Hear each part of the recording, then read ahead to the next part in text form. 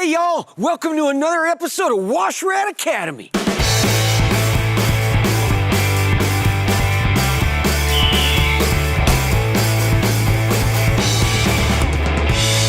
I got my cousin brother Clem here, and today we're gonna be talking about chemicals and what you need to get the job done right. A lot of y'all's gonna go out there and spend your expensive money on detergents and soaps. You're gonna spend your money on detergents and soaps, but you don't need to do all that. You know why? Because you wanna save your money for chemicals that you're gonna put in your own tank. You know what I mean?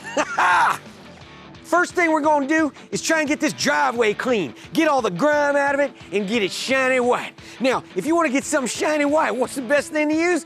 Toothpaste. Says it's got whitening power right on the label. You're gonna put it all over the driveway.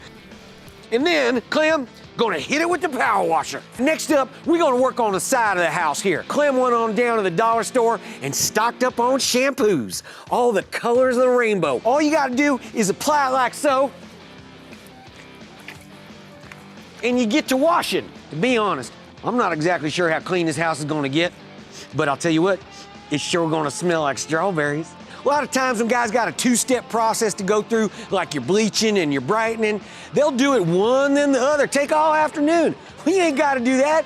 Just mix your chemicals together and do it all at once, right, Clem? Don't be a wash rat. Learn from the real pros at Powerwash.com and Powerwash Academy.